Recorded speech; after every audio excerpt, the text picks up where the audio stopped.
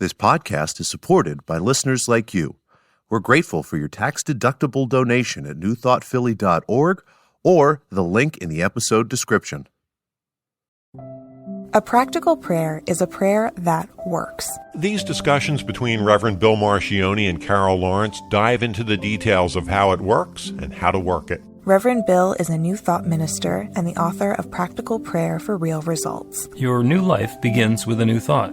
Carol Lawrence is on a spiritual quest, finding the New Thought teaching after decades on the pulpit in 3 different traditional denominations. I've got some questions. Together, they're exploring the philosophy and activities that come together from many of the world's religions to create the practical spirituality that is New Thought.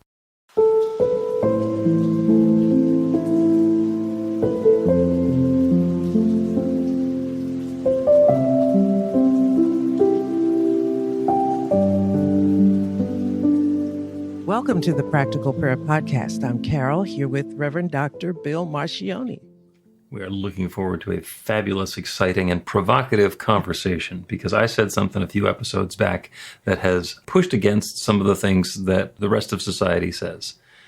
And I think you want to say, what's up with that? Maybe. Let me just... Okay, so this is... I will generally say it this way. I feel trusted because I have a lot of experience on, like you said, I can walk both sides of the streets. Okay. Mm-hmm. And I feel like that is, a trust. So I feel an obligation to be correct in a sense. Okay, so yeah, I'm very detailed to begin with. So if I'm teaching something, I'm going to make your ears bleed because because I want to make sure it's right. And that has been my, as Paul said, my heart's desire and prayer before God is to help you understand something if it's given to me to share with you. So when you said that nobody we don't manifest anything, I said, yeah, okay, I get it. Your explanation I thought was really, really clear, no questions. However, it is not necessarily shared that way in general. You don't hear people saying, we don't manifest anything. What is out there is that you can manifest anything if you do this. You can manifest anything. You can, yeah. And so then I'm thinking, okay, a lot of people, they're not confused about this. So what makes you say this? And see, this will cause a problem on both sides of the street, I would imagine, because if you're telling me something that isn't quite correct, and you say, well, that you can manifest if you do this, this, and this, and you buy my whatever, and it's going to help you do it, right? It becomes something else.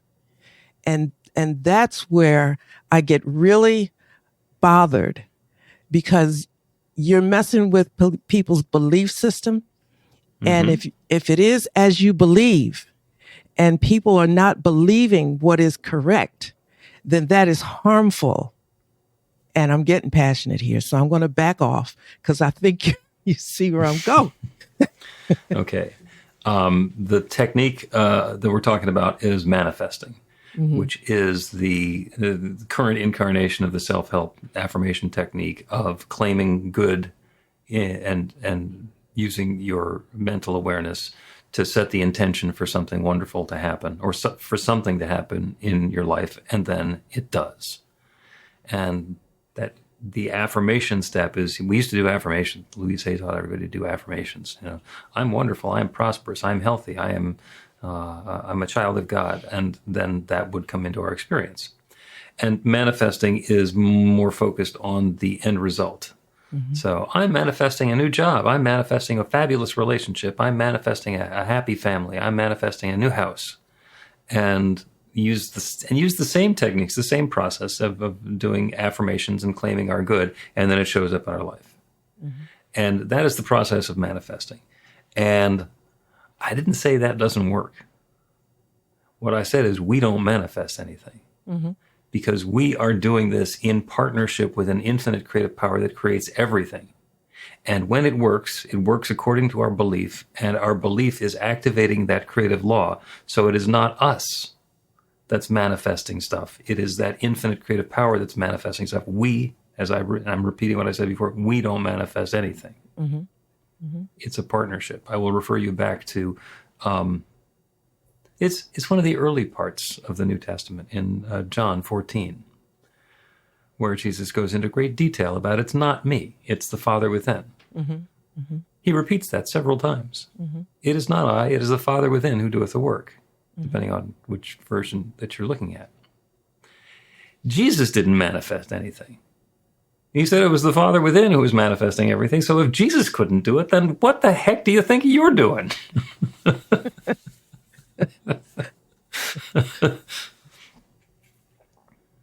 Okay. So that am I just a troublemaker? No. I'm still not quite sure. I think that my hesitance in saying it real straight the way I am feeling it is probably getting in the way of the communication of what I meant. I see exactly what you're saying. And I believe it's 100. I have no problem with that. I'm 100% with you. Where it falls off for me is that I am not sure that correct teaching is out there for people to understand. Oh, do you know what I mean? I completely agree with you. Completely agree with you. I'm doing a class at the beginning of the year on learn to do healing like Jesus, which goes into all of this stuff because, Jesus was a miracle worker. And that was a big part of his ministry. He came teaching love. He came doing miracles. And, they made this whole story about, resurrection. And the reason that we should do what he said is because he died and came back. But all the time that he was here, he was doing different stuff. And throughout his ministry, he said, here's how you do it. Mm-hmm. He taught the disciples how to do it. He taught anybody who was willing to learn how to do it. He was giving it away. There was not even, the price of admission. He didn't have to buy a decoder ring. He said, this is how it works. You can do it. Mm-hmm. And some people did, and it works. And it's now hidden so plainly right there in Scripture that what we're going to do in the class is dive into the Scripture and see what he actually said, and then try doing what he actually said to do and see what that does. Well, we know what that's going to do. I know. It's what I don't need the class. Right. That's why I'm teaching. Yes. But we know already what it's going to do.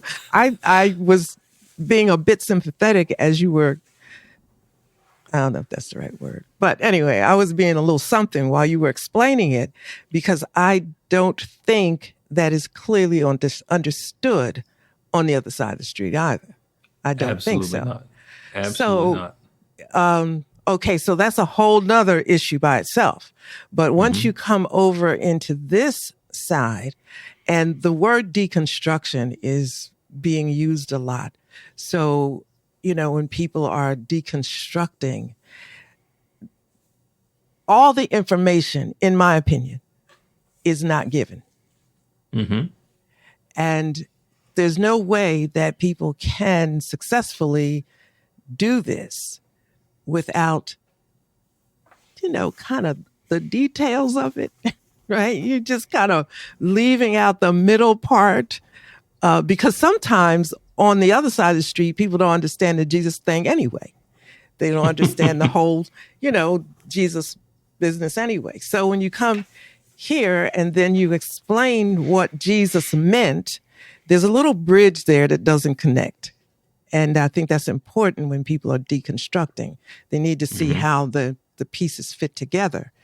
However, there's also those who claim to know, and maybe they don't. Maybe they don't know. They're claiming to know that this is how you manifest. And people are going through these steps and it's not working for them. And then they're distressed. And it's because the whole thing isn't being shared properly. Yeah, and what happens is that it works. You know, the manifesting techniques that are in all the best-selling books, they all work. They all work, and they work up until the edge of our belief. As soon as we get into doubt or disbelief, and we're trying to manifest something that we don't believe that we can have, that we deserve, or that's possible, then the manifesting thing stops working. Well, that is very important, don't you think? That people should say, when you said right up to the edge of your belief, that's important. Like, stop right there. What does that mean? And, you know, what do you believe about this, this, and this? Now, forgive me, everybody, but that's just me, you know, my OCD-ness with That's your thoroughness. with details, but it makes a difference because, and here's why I care, the other side of it. If you're all stressed out and feeling bad and whatever because such and such isn't working, then you can easily shift back into an old way of thinking that it's your fault. There's something wrong with you. You're da-da-da-da-da. And, you know, that's so wrong.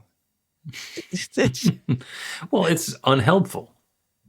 It's unhelpful. If we want to create a feeling of misery and not enoughness, that's the way to do it. Yeah. Now, I like the way you said. It's nice the way you said it's unhelpful. But I'm telling you, I am talking to people who are in deep negativity about themselves. Mm-hmm. And the root is in just maybe that little bit of an understanding right there. It's worse than not helpful. It's destructive to people. And to think that there's a way of manifesting something wonderful and it doesn't work for me. Yeah, that's horrible. Yeah. Because you have a myriad of things that you can call on from your past to justify why you're such a loser. Because you know, I'm a loser because of this, this, and this.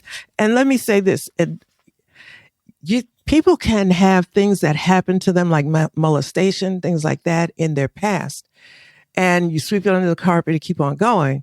But secretly, they may think that it was their fault. So then you can't manifest because, oh well, look at what I caused to happen to me. I mean, that's tragic, but that's a reality. You know, and that's definitely part of experience. Yes, absolutely. So you can kind of see that's part of the world where I live, where I am. And so you can see why I'm really passionate about it, because people are really struggling in areas that they don't need to. It's not necessary because they simply are misinformed, or a little bit of information is withheld, maybe intentionally, maybe unintentionally. I don't know. I'm just bringing that up. Yep. And if somebody's story and it's tragic when those things happen, I'm not going to in any way minimize that or brush it under the rug. When a human being is molested as a child, that leaves an imprint. Mm-hmm. And it's about being at the bottom of a power dynamic. Mm-hmm. Somebody who's always bigger, usually more powerful, usually more authoritative, older, wiser, somebody who's up on the power chain someplace, is being abusive to this child who's down lower on it. Mm-hmm. It's real easy to get locked in there. Mm-hmm. For the person who's been molested, who's been violated, who's been abused, to think that, well, that's where I belong on this power differential.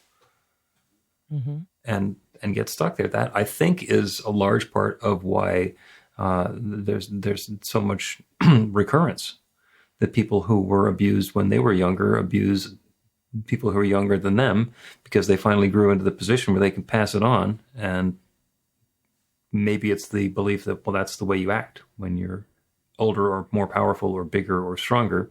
Or maybe it's trying to shed the energy that was dumped into them all those years ago. Yeah, it's a lot. And I actually gave a really tragic example of there's just so many things that happen to us through our lives, even if it's not, quote, as devastating as what we just talked about. There are other reasons that people feel that they're less than. Maybe somebody just told you and you just believed it.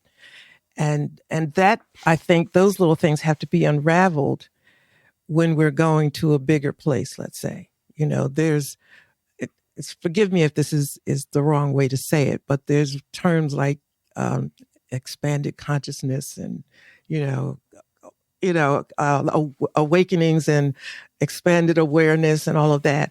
I mean, I see it and I love those beautiful words, but what that is in reality is a person moving forward or blossoming or coming to a bigger space in their life, into the realm of possibilities that you talk about. Absolutely. That totally blew me away, right? Right. It's the realm of possibilities. And when you feel excluded from that because of some untruth that's been in your world, that needs to be taken care of. Mm-hmm.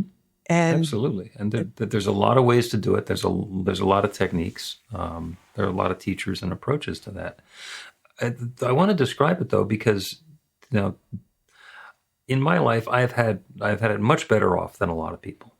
Mm-hmm. And I've also had other people who have had it much better off than me.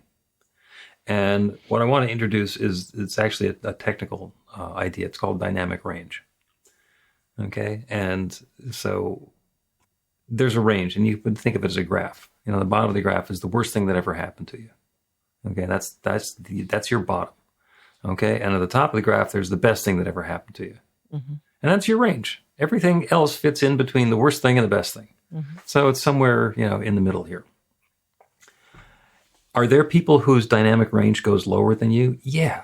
Because maybe I didn't get to go to sleepaway camp for 2 weeks like my friends did, and I only got to go to sleepaway camp for 1 week when I was a kid. And there are other people whose villages are being bombed for the 15th time this month. Mm-hmm. Well, their dynamic range goes a lot lower than mine does. Mm-hmm. My experience, though, is still from the best thing to the worst thing. And the growth happens when we expand, when we acknowledge and have empathy for the people whose dynamic range is lower than ours, and lift the bottom of what's possible for us up higher, and at the same time expand into the possibility that we can go beyond the best thing that's ever happened to us before. So that's where the shift in consciousness and the growth happens for us, and we can manifest a change there. But again, we're not doing the manifesting. We are in partnership with an infinite creative power that's doing the manifesting. Let us take a break, because I want to get back into this, and I've got two what I think of as very important questions. And you'll be able to tell me if they're actually important questions. Learn to put practical prayer to work in your life. The steps are simple to learn and let you begin to get real results to create the life of your dreams immediately. Reverend Bill Marcione's widely acclaimed book, Practical Prayer for Real Results, gives you a clear summary of the New Thought principles behind practical prayer and the series of easy-to-understand steps found in the most effective prayers from religions and spiritual practices all over the world and throughout history. Practical prayer is not a replacement for your religion or practice. It's a technique to make the work you do in consciousness even more effective. The book includes 40 prayers on various topics that you can adapt as needed and use as your own. Practical Prayer for Real Results is available in paperback, Kindle, and audiobook on Amazon or at b-the-light.com. That's b-the-light.com.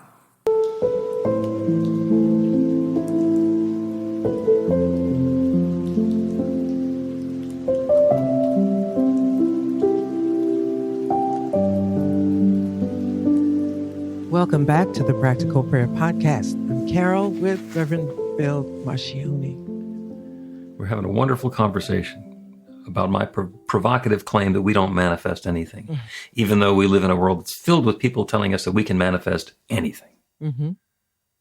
And we're getting into the details of what I mean and how I could say something that's so at odds with the entire present movement in self-help. And we were talking a little bit before about dynamic range, about the range between the worst thing that happens to us and the best thing that happened to us. And that's all very true. And in our human experience, that's where we're living. And it's possible for it to go, beyond in either direction. So I told you I got two questions. And the first question is, where is God? When somebody starts talking about, I'm manifesting this, it's like, okay, you're going to manifest this. In relation to you manifesting this, where's God? And if the answer is God is out there, watching over me, thinking about whether I deserve it or not, then all the power is where? Out there. Out there. That's right. And I'm not going to manifest anything. I'm going to ask some power outside of me to manifest something. It's either going to do me a favor or turn me down. Okay? And if whatever it is does get manifest, it does happen, where is God? Well, God is actually within, which, getting back to what Jesus said, you see me, you see the Father. That infinite creative power is within. And that is the big notion. So the first thing to consider when we're trying to do any of this spiritual work is, where is God? And that is the huge difference between the New Thought side of the street, where we're doing practical prayer, and your traditional side of the street. Is everything is God. That divine power and presence is in everything, and that includes me and each of us. Does that change it at all? It's different. It's clearly a different perspective to see it from. And if you're going to be on the traditional side and your God is out there somewhere, it would be difficult to make the manifestation argument at all, in a way. Yeah. Yeah. Well, if God is outside of me and I'm manifesting something, it's because God lets me. It's more stuff tangled up in that. If we were going to push that, it would be more than that. Even if God is the manifester on the traditional side, let's say, okay, so you're doing all of this stuff, and it's not. If God lets you manifest, it's God releasing the manifestation according to your worthiness and behavior and so forth, whether you tick off all the stuff in a box. And it comes like that. So if you're on that side of the street, you got not a prayer. Because I mean, I'm just there's a lot more subjugation in that than what I was talking about. Yeah. So, but it's important, right? Because you tried to do your very best, and your best is never, ever good enough. So I never heard anybody talk about manifestation on the other side of the street. I mean, it doesn't happen over there. So, at least not where the pastor can hear it. Yeah, but I mean, this is not to belittle anybody, but if God is the manifester, then let's be clear about this. What releases the manifestation? And you say that it is your belief, what you believe. On the other side of the street, it says it's your worthiness, just to kind of sum it up. And I think it's really important to bring those two facts together, or those two thoughts together, so that there's no confusion about what we're doing with this thing. Okay. If you can't be on the other side of the street, say manifestation isn't working and therefore it's a lie.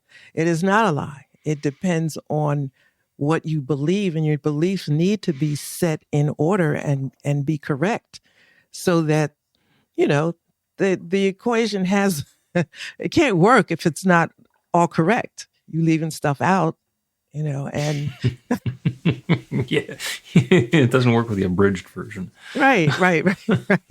And so that's just me. I'm just like, be fair. It's more than just being detailed. It's fair. You got to take all the evidence to court. or you're not going to Yep. get any justice in this. Well, going back to my notion of dynamic range, from worst thing to best thing, what is it that set that range in place? Your experience?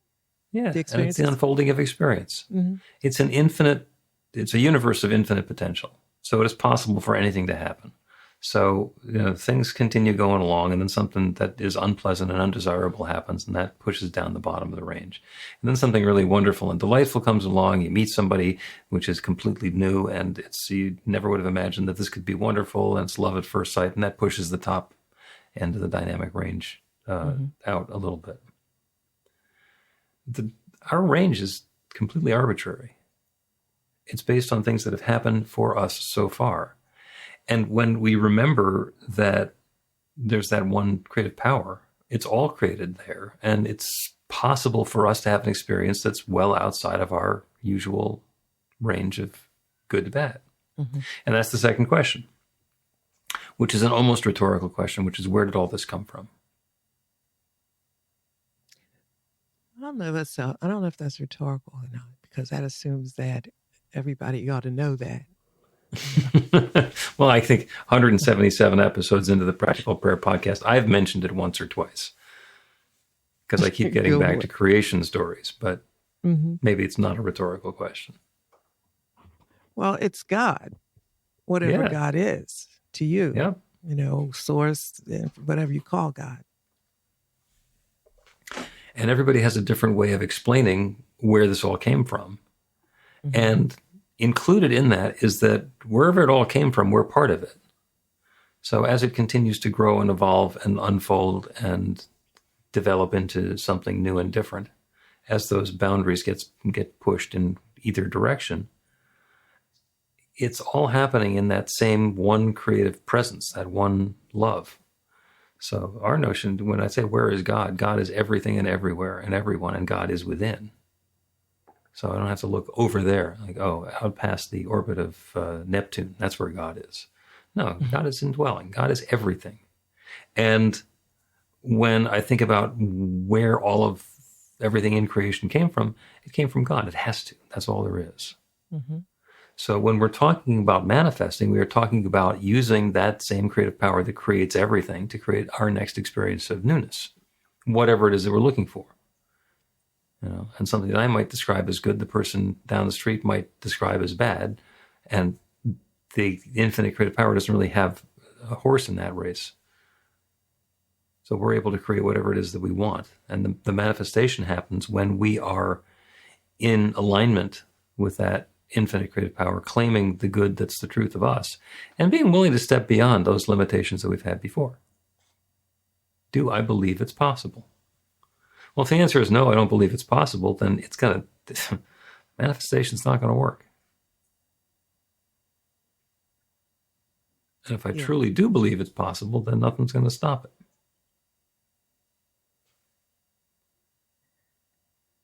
So, okay, you said, where is God? And that is where I start. Everything, it's where is God, because that's going to determine the next thing that I say to you. It's going to tell me how you think about everything. And it may very well tell me that this is not going to happen for a minute. This understood. Because this I think that this is such an incredibly important thing to talk about, this God thing, or to be aware of, because you're talking about people's lives, because there's so much that rests in what we believe about God. And I call it, your theistic dislocation. That's something that I made up, but it's, you say God is out there or in here. Yeah, let's stop here for a minute and let's get this straight. I'm saying that no right or wrong it doesn't matter what I think. What do you think? And if that God being out there part is working for you, probably you're not going to let that go. I need to know if it's working for you. Or do you just have itchy ears? If it's not, right, if it's not working for you, then we have a different discussion. So again, that's just being nitpicky, but sometimes people are locked in. They just have itchy ears. They want to hear an interesting story or whatever. And to me, it's more important than that, because there's all kinds of crises that we will face or could possibly face, where this right here, what you believe about this right here, maybe not manifesting exactly, but around that will make the difference in how you navigate through the crisis. Yep. Yeah. Yep. It is possible to transcend whatever the challenges are and to go beyond whatever the best possible situation we could have imagined. I did come up with a term as you're talking. Yes. It's called a theolocator. Let me write that down. It sounds nicer than mine. Well, it's me and a pithy phrase. So that's your theolocator. I should have called you to begin with, because when you find your own idea of the presence of God, and that's actually key, because if we know that God abides within, then it changes the possibilities that we have. Then if we think that God is outside and we have to ask a favor and maybe something miraculous will happen. And even people who believe in miracles, there's still some doubt about whether they're going to get one. It's so much doubt that I don't see how you can have any sense of confidence. I said one time that, when you're praying and you got all these things, these possible things that could interfere, you're just like waiting for luck. It's like a stroke of luck that you might, it may work for you. So that's it. I think I made my point well, and I really appreciate the way you explained it, especially Theolocator. Theolocator. All right. Let's take another break, and then we're going to do a prayer. And it'll be a prayer about manifesting, even though we know that we don't manifest anything.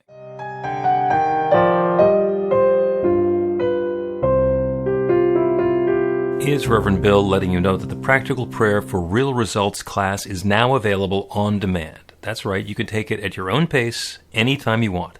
All of the information is at bethelight.com. That's b-the-light.com. You know where to find that stuff.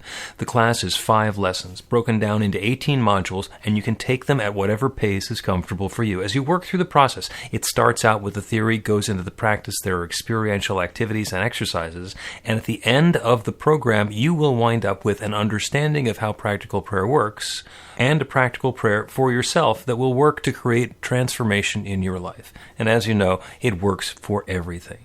Take a look at the class online at bethelight.com. There's a sample lesson so you can see how the class is going to work for you, and then dive in. The great news is it's on sale now. You can register and save $20 off of the regular price. I'm looking forward to seeing you in class.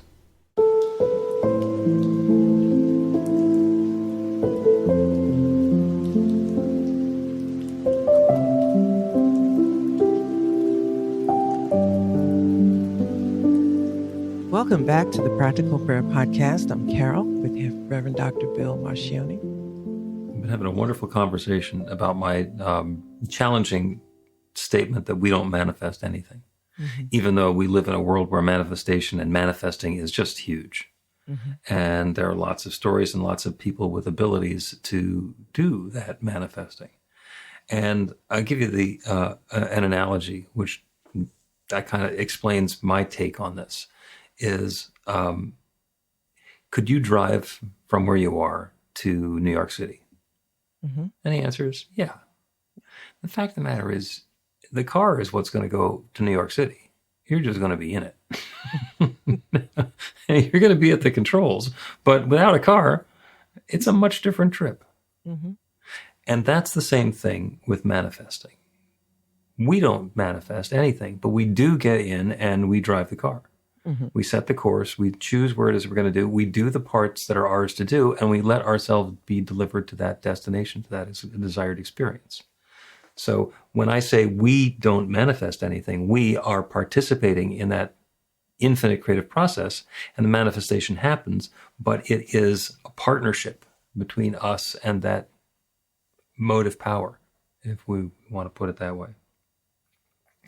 So the prayer we're going to do today is to acknowledge and align with that infinite creative power that creates everything.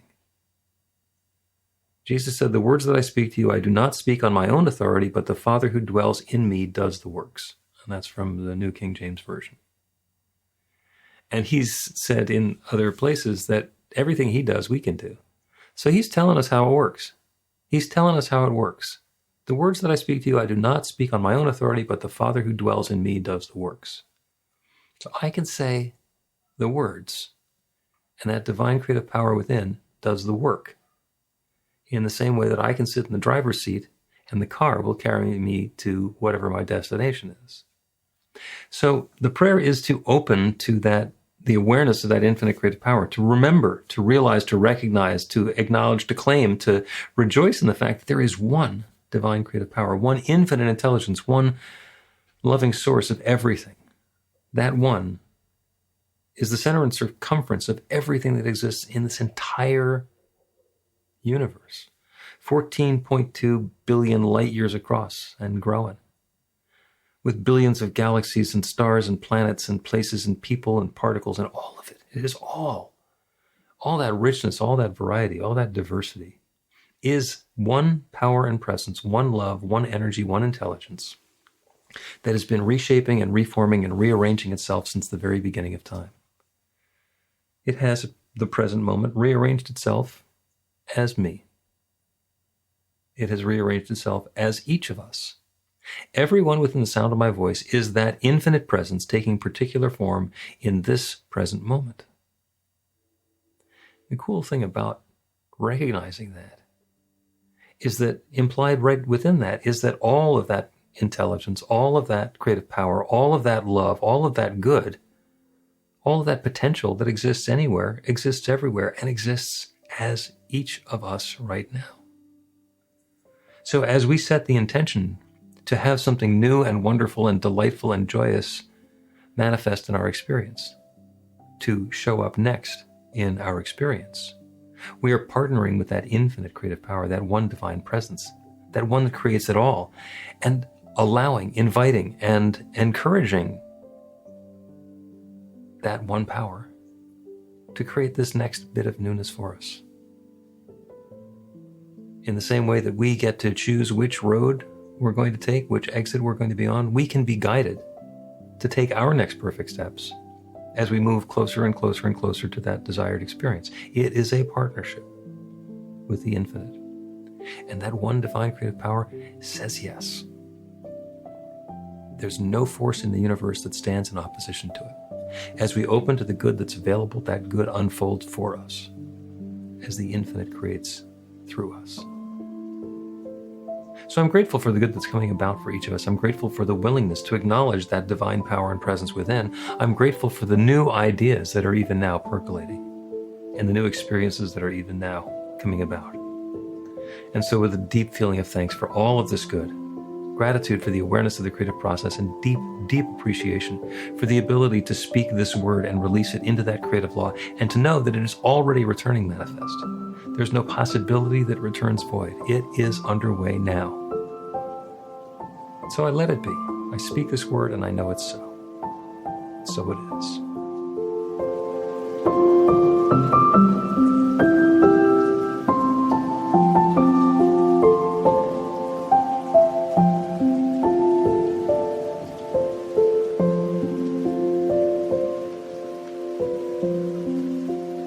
The Practical Prayer Podcast with Reverend Bill Marcioni and Carol Lawrence is a production of BeTheLight.com. be-the-light.com. where you can find more information about practical prayer for real results. Our theme is by Music of Wisdom. You can learn about the spiritual community of New Thought Philadelphia with daily guided meditations, Weekly celebrations of spirit and Reverend Bill's classes in practical spirituality at newthoughtphilly.org.